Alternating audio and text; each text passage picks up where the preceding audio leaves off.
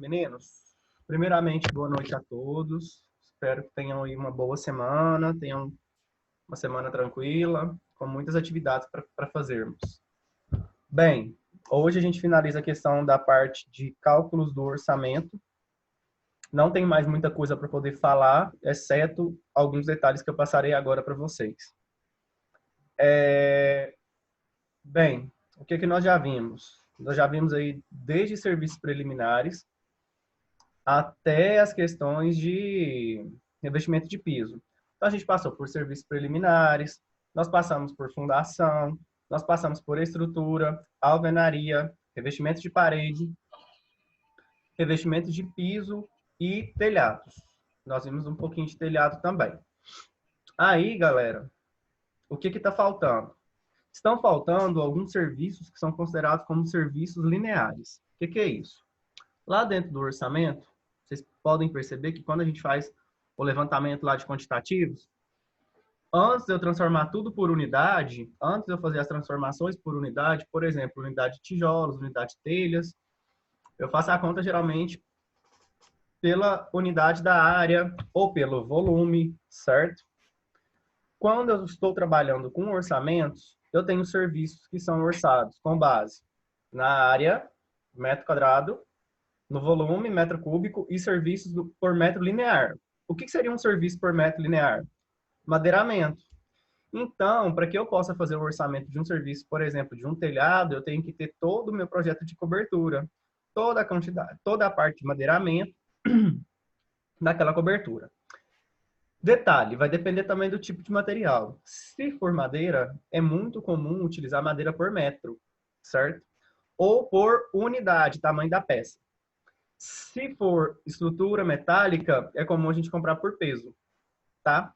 Por dimensão do perfil, depende da especificação do projeto, beleza? O que tem sido feito aí no mercado? O pessoal que trabalha com metálicas, eles terceirizam, eles fazem o projeto e a execução. Então, você tem uma certa economia no impacto do seu orçamento e você terceiriza uma parte da sua obra, o que também é bacana, sabe? Com as questões de planejamento, a probabilidade de você ter um rendimento maior com uma terceirização é bem grande. Desde que você faça aí um orçamento bacana e que você tenha um fornecedor, uma empresa totalmente confiável. Por quê? Imagina você lá no canteiro de obras, você já tem que executar vários tipos de serviço, aí você ainda vai pensar em fazer uma estrutura metálica, vai comprar um perfil e vai montar, vai instalar ele na obra. Para agilizar, você terceiriza, você já compra ou já compra aí o pessoal que faz, você já compra o projeto, né, pronto, o projeto fechado. Então, o pessoal que vai prestar esse serviço, além deles fazerem e entregarem o perfil metálico, eles vão fazer a montagem desse perfil. Sendo que você não precisa tomar conta dessa parte, né? Não precisa chamar para você a execução dessa etapa. Você terceiriza, você faz só o acompanhamento e a verificação se está de acordo com o projeto. Então, esse planejamento é muito bom. Sendo assim, quando você tem esse tipo de serviço, o orçamento vai ficar a cargo, essa parte de orçamentação de metálicas vai ficar a cargo de quem faz o projeto, tá? Então, por exemplo, numa estrutura metálica, você trabalha muito a questão do quilo. Geralmente, quando você trabalha aço, você trabalha quilo, você trabalha peso, tá? No caso das metálicas, você também ainda tem a questão do perfil. Lá, vocês devem estar vendo com o Joaquim, que você tem a relação do perfil por metro linear também, né? Quilo por metro. Metro linear ao metro quadrado. Muito bem. Então, um serviço aí que a gente pode ser executado por metro é o serviço de cobertura, madeiramento. Você vai comprar madeira pelo tamanho da peça, né? Você não tem como chegar lá e falar, olha, me dá 30 quilos de madeira mogno. Me dá 30 quilos aí de angelim vermelho. Me dá, sei lá, 20 quilos de P. Não dá. Então, você vai comprar por metro linear, certo? Ou por tamanho da peça, né? Eu precisei de uma peça, sei lá, de... Logicamente não vai ter. Vou ter que montar um telhado que tenha 20 metros de vão. Então, eu compro as peças separadas no tamanho que ela tem e faço a emenda, igual vocês viram lá em estruturas de madeira com o professor Aurélio. Então, essa parte já é uma parte que vocês já têm um pouco mais de conhecimento por causa das disciplinas específicas que vocês tiveram. Um outro exemplo de serviço que é medido por metro é a questão da Você pode ser tanto por metro quanto por metro quadrado. É a questão do granito. É muito comum você ter a venda de granito por metro quadrado, né? A venda de pedras aí por metro quadrado. Então, é um serviço que é medido também em área. Ainda assim, se você tiver uma bancada com tamanho fixo, a largura fixa, mas mesmo assim você vai comprar melhor por área do que por metro linear, tá? Aí, geralmente é por área, então, a questão do granito. Outros serviços, galera, são as questões de fiação. Fiação é um serviço que você compra por metro linear também. Tubulação, você compra por metro linear. Não tem como você chegar lá e falar, olha, eu quero uma quantidade de, sei lá, 30 metros quadrados de tubulação de meia polegada, né? Para água fria. Então, você compra por metro linear também. Tubo, fio, aí isso aí vocês já tiveram as disciplinas específicas. Então, o que ficou faltando aí dos nossos orçamentos? Ficou faltando as questões de instalações elétricas, que vocês já viram, instalações hidrossanitárias, que compõem aí todas as instalações prediais, que vocês já viram e devem ter feito lá com a professora Jéssica, que ela é muito boa professora, ela deve ter passado para vocês fazerem a lista de materiais. O que acontece? Madeira, vocês viram com o Aurélio, então vocês viram que madeira também é por metro. Vocês fizeram lá o dimensionamento da madeira e chegaram no tamanho dos perfis. É aquilo lá, certo? A lista de materiais é aquilo lá. Até porque quando você faz o dimensionamento, você tem que constar todos os parafusos, pregos, as ligações, as chapas meia-lua, as chapas de ligação, tudo. Então, é aquilo lá. Em metálica, vocês estão vendo agora que tem uma infinidade de materiais quando você executa estruturas metálicas, né? O orçamento é todo baseado no projeto final. Então, são partes orçamentárias que são muito específicas, certo? Que não dá para a gente poder passar assim, muito detalhado aqui. Mas ficaram faltando alguns serviços. Por exemplo, serviço de limpeza final da obra. Um serviço que é considerado como serviço final, né? E a limpeza dada como? Por metro quadrado, igual uma limpeza preliminar, dada por metro quadrado. Quantidade de torneiras, é a partir de quê? A partir de contagem, é a partir de quantidade, né? Quantidade total de torneiras. Quantidade de tomadas, unitária, quantidade unitária, você vai contar, você vai saber quantas que tem. Então, galera, em termos orçamentários, boa noite, Felipe. Muitíssimo obrigado. Uma ótima aula para você também. Em termos orçamentários, o que tinha para a gente poder passar como questão assim um pouco mais... Eu tentei fazer uma aula mais tranquila, era basicamente isso. Eu consegui passar por toda a parte que vocês precisam saber. Agora, por exemplo, tem serviços que são algumas coisas que... Como é que eu vou falar para vocês?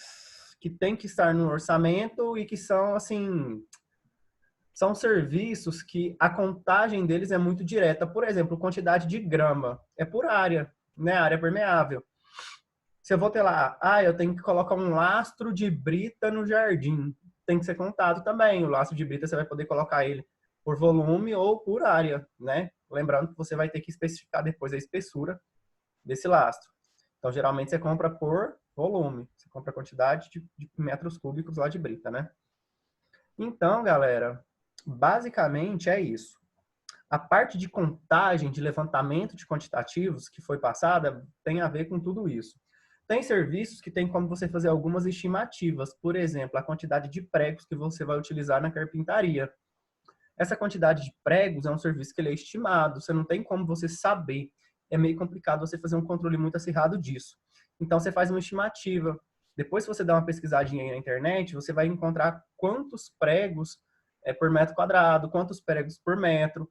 Você tem um rendimento, certo? Esse rendimento é dado a partir de uma certa média. Então, aí você tem uma estimativa. Dá para você estimar a quantidade de pregos, a quantidade de espaçadores que colocam lá no concreto para poder garantir o cobrimento nominal. Então, tem algumas coisinhas que dá para você estimar, certo? Muito bem. O que mais que eu posso falar para vocês?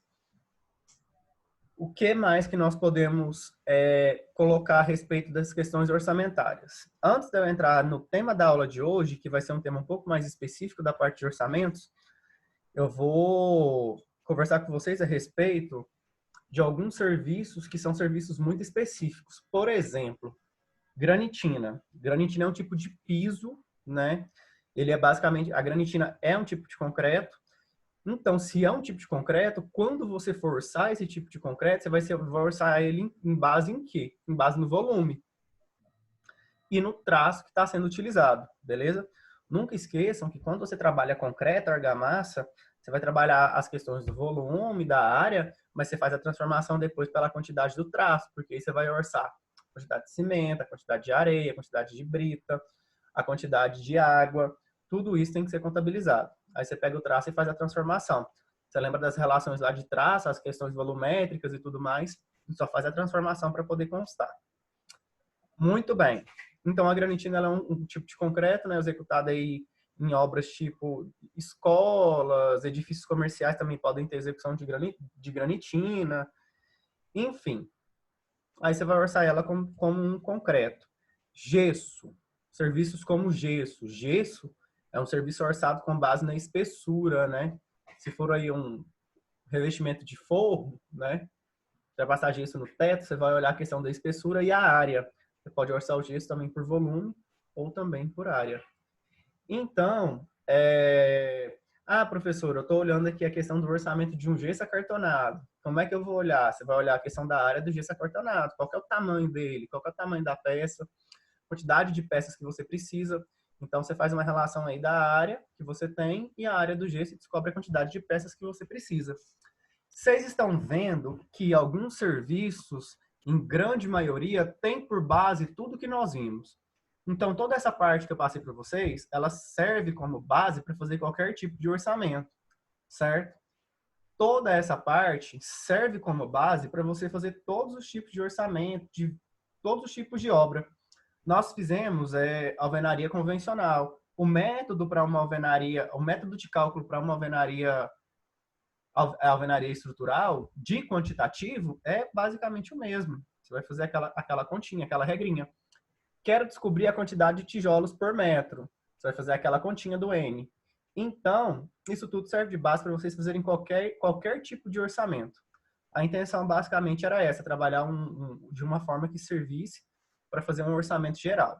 Qual que é a missão de vocês? Finalizar a planilha orçamentária e me mandar até o final de maio. Eu vou marcar a data de entrega para vocês. Vai ser provavelmente no finalzinho de maio. E até lá eu quero todos os serviços que nós vimos orçados na planilha de vocês, tá? Vou falar sobre isso agora também. Como é que a gente vai funcionar a questão do preço? Como é que vai funcionar a precificação? Como a gente está trabalhando a partir de planilhas de base, que são SINAP, GTOP, como pede a ementa da disciplina, vocês vão orçar para mim com base na SINAP. Anotem para vocês pesquisarem. Vocês vão entrar no site da Caixa, vai entrar lá em planilhas orçamentárias, SINAP, ou se você digitar no Google já vai direto, e vai pegar a planilha com data base de março para Goiás, beleza? Você vai utilizar, anota aí, a planilha cujos preços está desoneradas, beleza? A desoneração. Vai colocar lá, SINAP, março de 2020, planilha desonerada, tá?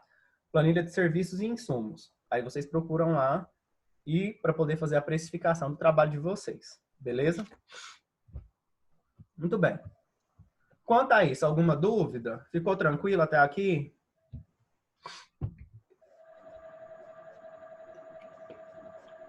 Tudo bem. Continuemos então. Olha só, galera. Vou compartilhar minha tela com vocês.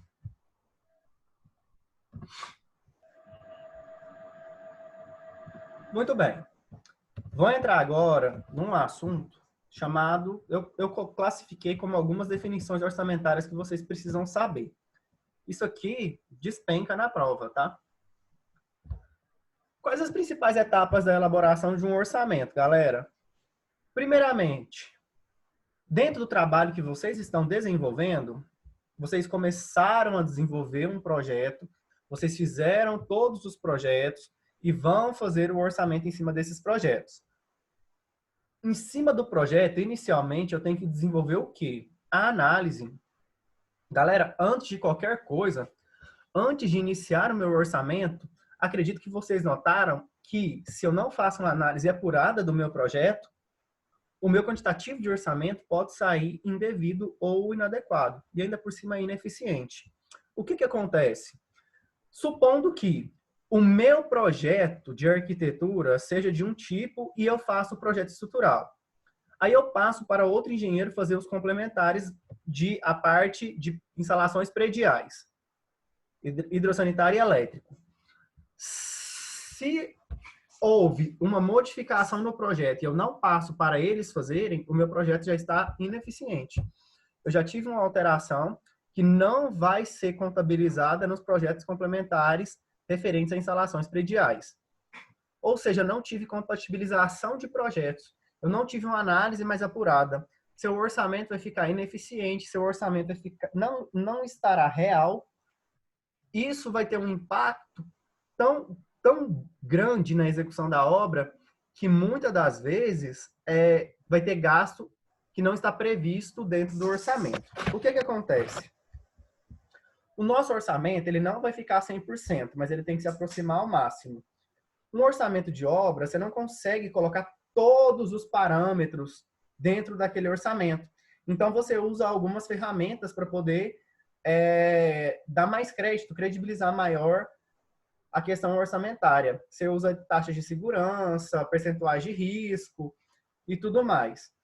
Mas se o projeto não for compatibilizado, se você não tem aí uma arquitetura que está compatibilizado com o estrutural, que está compatibilizado com o hidrossanitário, com o elétrico e com os demais projetos, cobertura, de revestimentos de fachada, todos os tipos de projeto, fundação, você não vai ter um orçamento que representa seu projeto. Ou seja, você tem um orçamento que está indevido.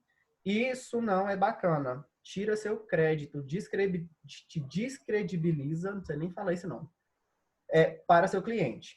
Então, seu orçamento tem que ser o mais exato possível.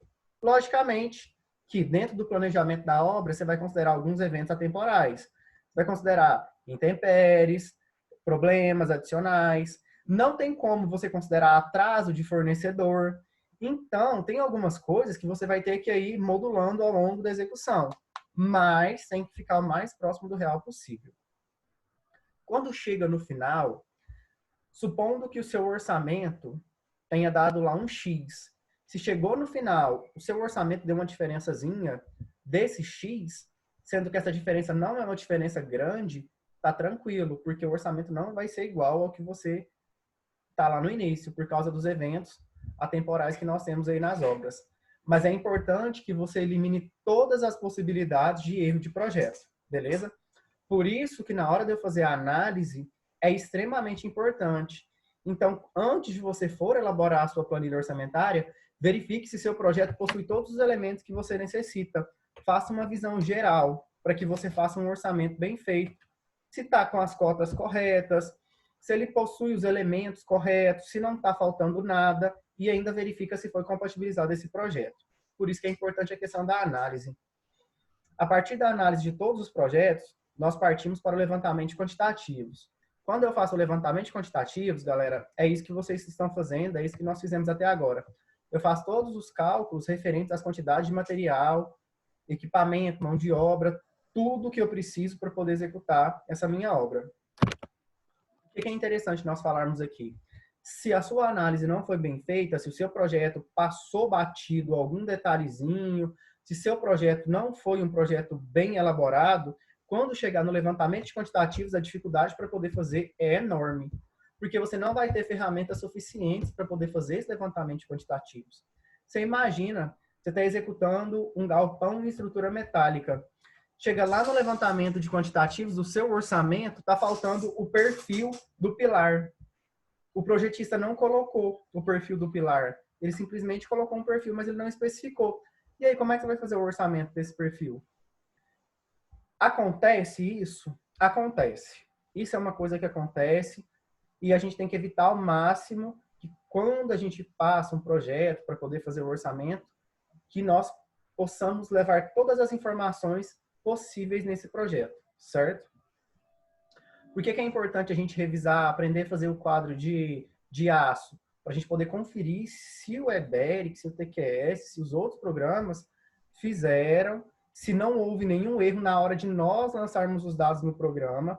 Por isso que é importante a gente fazer uma certa conferência do quadro de aço, certo?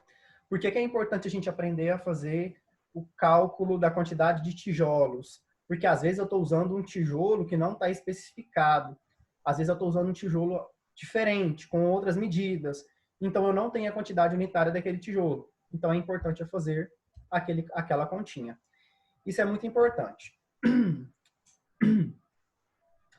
Em seguida, depois que fazemos o levantamento dos quantitativos, nós fazemos também a questão da composição de custos.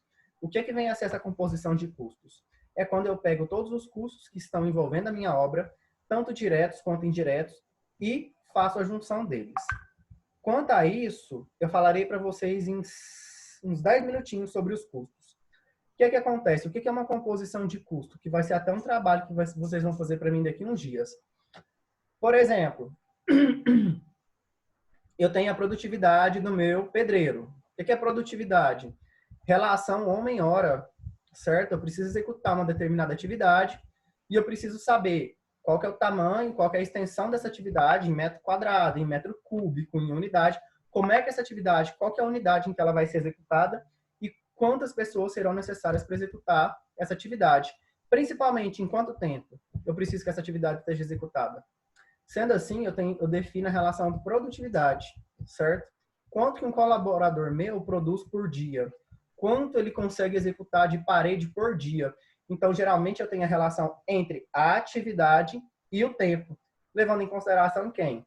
A quantidade da minha mão de obra.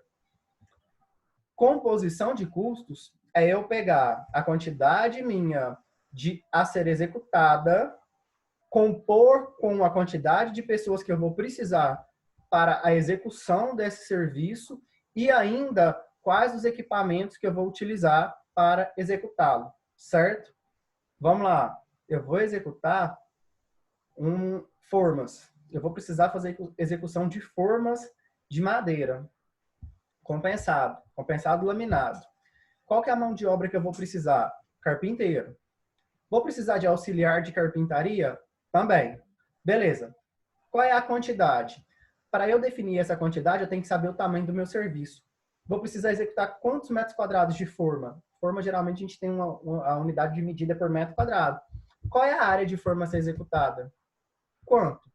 Posso executar a forma por perímetro? Posso também. Quantos metros de forma que eu preciso para poder ser executado? Beleza. Quanto tempo? Para quanto tempo esse serviço tem que estar pronto? Com essas 3 ferramentas, eu entro na TCPO, analiso a questão da relação produtividade do carpinteiro e do auxiliar de carpintaria e faço a relação da produtividade. Daqui a uns dias vocês vão fazer isso para mim, beleza? Nós estudaremos produtividade assim que nós finalizarmos a parte de BDI orçamentária. Aí, galera, quais as ferramentas que eu vou utilizar para compor o serviço de carpintaria? Eu vou precisar de trena, de serra, eu vou precisar de régua, eu vou precisar de lápis. O que eu vou utilizar de custo de material que tem que estar incluso dentro desse preço? Com o custo do material, o custo do insumo que eu tenho que executar e o custo da mão de obra, eu tenho a composição de custos. Aí eu tenho o custo do meu serviço, beleza? E no final faremos uma aplicação do BDI. O que é esse BDI? Esse BDI, galera, nada mais é do que o acréscimo de serviços que eu considero como custos indiretos. Por exemplo, são aqueles serviços que não tem como eu contabilizá-los de uma forma exata. Administração, a parte administrativa, tem como eu contabilizar a quantidade de folhas que serão impressas para poder mandar para essa obra? Não tem. Isso é um serviço que eu preciso considerar ele, mas eu vou considerar através de um certo percentual. Para a composição do BDI, vocês vão ver que eu vou utilizar como padrão a tabela do TCU, tá? Eu já vou passar para vocês depois os slides e eu vou baixar o manual do TCU e vou postar para vocês lá também, para vocês darem uma estudadinha, beleza? Essas são as 4 etapas importantes na elaboração de um orçamento. Análise, levantamento de quantitativos, composição de custos e aplicação de BDI. Além dos custos indiretos, um serviço também que deve ser incluso no BDI, que é uma despesa indireta, é o lucro, certo? Eu vou definir qual que é o lucro que eu preciso, qual que é o lucro que eu vou ter e vou inseri-lo no BDI, tá? Muito bem. Seguindo. Falar um pouquinho para vocês sobre os custos. O que é definido como custo direto e o que é definido como custo indireto de uma obra? Bem, custo direto são todos aqueles custos que têm relação com os materiais, os equipamentos e a mão de obra. Tudo que impacta diretamente a obra. Supondo que eu compre, existe uma promoção de cimento, onde o cimento estará mais barato. Ele está aí R$17 o pacote de cimento. Aí eu vou lá e vou comprar 500 sacos de cimento para minha obra e vou estocá-los na obra. Galera, é viável? Eu tenho espaço para poder estocar isso tudo? Não, não tem, mas eu coloco lá. Então, se esse cimento perde, eu tenho um prejuízo e vai impactar o custo da minha obra diretamente, porque eu terei que comprar novamente esse cimento. E ainda tem um problema. Se a minha obra não tem espaço para estoque, não tenho como estocar esse tanto de cimento. E se eu comprei esses sacos de cimento, são perecíveis e eles têm a forma correta de armazenagem. Se eu não usá-los rapidamente, estou tendo prejuízo. Estoque excessivo é sinal de capital parado. Capital parado, muitas das vezes, significa prejuízo, tá? Por quê? Porque se eu estou com estoque e o índice de perda é muito grande, eu estou tendo prejuízo. Se eu não vou utilizar aquilo tudo, eu comprei só porque estava na promoção, talvez não seja vantagem eu ter comprado, beleza? Equipamento. O que impacta diretamente uma obra? Galera, supondo que eu preciso executar a minha obra e eu preciso de 4 betoneiras para fazer alguns serviços extras. Serviços aí de concretagem, porque eu não vou contratar uma terceirizada nem uma concreteira. Vou rodar meu próprio concreto na obra. Vou colocar 4 betoneiras. Um exemplo meio chulo. Mas o que acontece? Eu preciso dessas 4 betoneiras? Vai ser necessário realmente essas 4 betoneiras? E se eu terceirizasse esse serviço colocando uma concretagem aí de uma concreteira? Qual que seria o impacto? Qual que seria a vantagem orçamentária? Porque betoneira, eu tenho lá 4 betoneiras. Como é que funciona a questão do índice de roubo perto daquela obra? É seguro? Eu posso deixar esse equipamento lá? É viável deixar essas 4 betoneiras lá? Porque se eu for usar 2 por dia, se 2 ficarem paradas, eu estou tendo prejuízo. Então, o equipamento também impacta diretamente a relação da obra. E a mão de obra, gente? Olha só, eu preciso executar uma parede e eu preciso de... Para fazer essa execução, vamos supondo aí que essa parede aí vai ter em torno de, sei lá, 100 metros quadrados, 10 por 10. Eu preciso executar uma parede aí de 10 por 10. 10 por 10 é muita coisa, né? Eu preciso executar aí uma parede de 40 metros quadrados, 10 por 4. Eu preciso executar ela em 3 dias. Será que se eu colocar um pedreiro e um servente, eu vou conseguir executar essa parede? Se não, além de eu ter prejuízo, eu tenho atraso de cronograma, certo? Aí, a relação da mão de obra impacta diretamente o que? O custo da minha obra. Se eu preciso executar essa parede em 3 dias, em 2 dias, ou o que seja, eu preciso colocar a quantidade de mão de obra adequada. Se eu coloco menos, eu tenho déficit e atraso no cronograma. Se eu coloco mais, eu tenho antecipação do cronograma, mas provavelmente eu tenho uma ociosidade de mão de obra depois, que se eu não faço a reprogramação, eu tenho prejuízo por ter contratado mais do que eu precisava. Então, tomar cuidado com a questão da mão de obra no planejamento, tá? Sendo assim, custo direto impacta. Quais são, o que compõe o custo direto? Material, equipamento e mão de obra. Esse custo, se vocês perceberam, eles impactam diretamente o valor orçamentário. Se faltou material, deu problema. Se tem material excessivo, tem problema também. Faltou equipamento, nem se fala. Faltou mão de obra, atrasou tudo. Então, são coisas que vão impactar todo o orçamento e o planejamento da minha obra, beleza? Custo indireto. Eles têm um impacto sim no orçamento. Eles têm um impacto sim no planejamento. Mas eles não vão impactar de forma tão brusca e tão direta como a questão do custo direto. Eles impactam de uma forma chamada indiretamente. Mas imagina, se eu calculo a carga tributária errada, o cálculo do valor final do orçamento está errado. Aí eu tenho um prejuízo gigante, certo? Sendo assim, galera, ele impacta sim, mas ele vai impactar de uma forma indireta. Por quê? A carga tributária ela vai estar diluída aonde? No ISS, que é o Imposto sobre o Serviço, lá no COFINS, nos impostos que recaem sobre folha de pagamentos. Isso, galera, é um impacto indireto, tá? Não é um impacto direto. Logicamente, né, Rafael? Por exemplo, o que nós temos aqui de custo indireto? Despesas administrativas.